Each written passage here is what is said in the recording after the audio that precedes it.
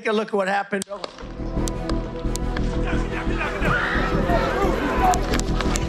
got you, sir. I got you. Let me get my shoes.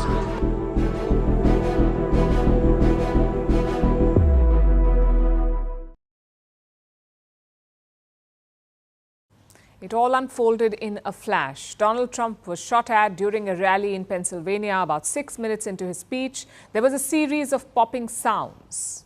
These were gunshots. It was an assassination attempt on Donald Trump, the former president of the United States of America. As many as 8 shots were fired. 1 bullet grazed Donald Trump. It was a very narrow escape for him. Take a look at this. Hold that in your head. It's bloody. So we gotta move to the bus. Move to the bus. Let me get my shoes. Okay, my shoes down. My shoes. Watch out. Wait.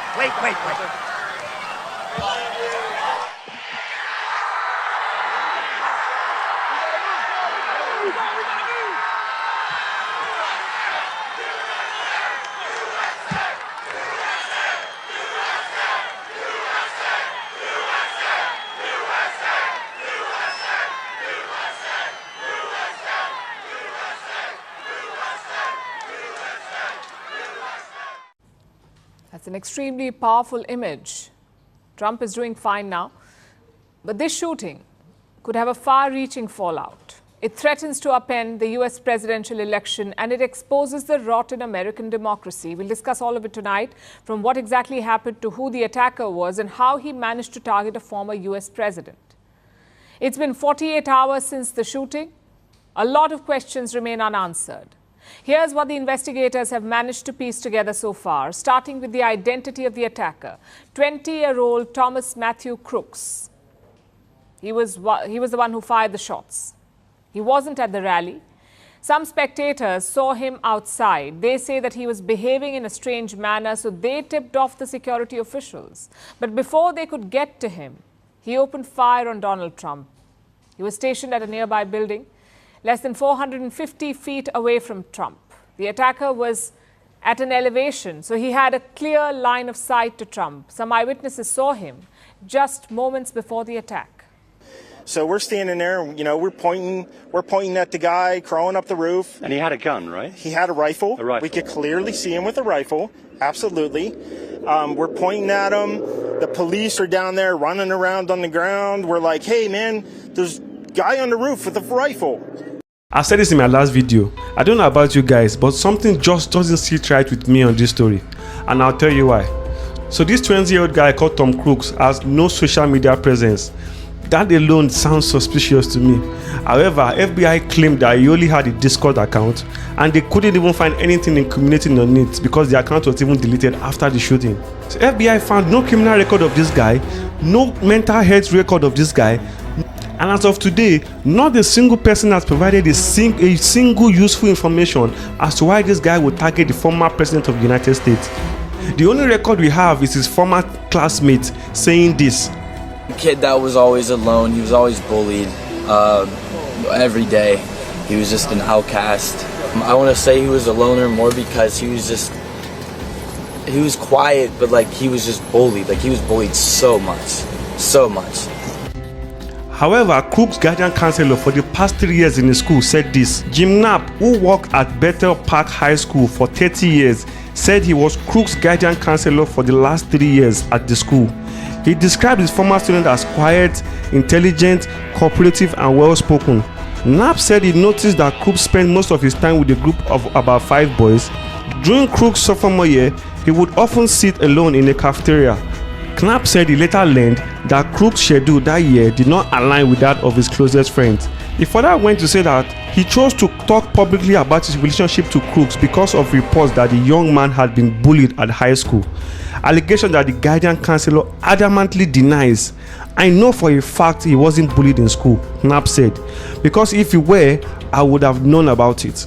So on one hand, you have his former classmate saying he was quiet, he was shy, he was bullied, and then you have his former guardian counselor saying the complete opposite.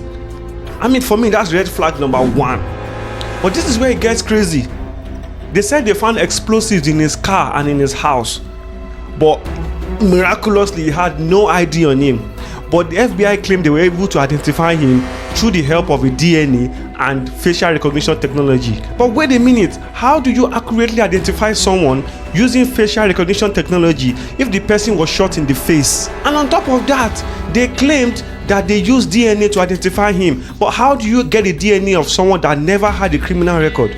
Unless you are telling me that this guy willingly walked into one of the DNA offices to conduct a DNA test, which was not the case. So how do you get his DNA? Because from what I know, and from last time I checked, the only way your DNA will be in the system is if you're a convicted felon. I mean, check this out. CODIS is an acronym for Combined DNA Index System, which is a computer software program that operates local, state, and national databases of DNA profiles from convicted offenders, unsolved crime scene evidence, and missing persons. This is the only way your DNA will be in the system. So how on God's green earth did they get this guy's DNA? And on top of that, they got it quickly, because we got to know about his identity within an hour after the shooting. For me, that's red flag number 2. Now let's talk about the ladder situation. This one is going to blow your mind. One of the investigators said this: the next morning, Crooks went to a Home Depot where he bought a 5-foot ladder and a gun store where he purchased 50 rounds of ammunition, the official said. Then Crooks drove his Hyundai Sonata about an hour north, joining thousands of people from around the region who flocked to Trump's rally in Butler, Pennsylvania. He parked the car outside the rally with an improvised explosive device hidden in the trunk that was wired to a transmitter he carried, the official said. Then investigators believed he used his newly bought ladder to scale a nearby building and open fire on the former president. So they expect us to believe that this building, the Law Enforcement Command Center, is 5 foot tall. I mean, are there midgets walking inside this building? Let's say there's an altar of truth to this. Let's just say it's true. Now, this is the ladder that they claim that he climbed the building with. They claim this is a 5-foot ladder. Now, I went to Google to check a 5-foot ladder, and this is what I saw. A 5-foot ladder has 4 steps. Then I went to check a 10-foot ladder. This is a 10-foot ladder. It has 9 steps. Now compare this ladder that I've showed you guys to the one that they claim that he climbed the building with. There is no way he climbed that building with a 5-foot ladder. Look at the number of steps that is on the ladder that they claim that he climbed the building with.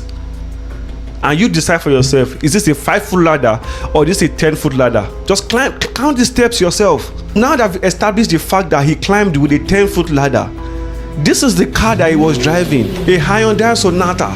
There is no way this car is 10 foot long.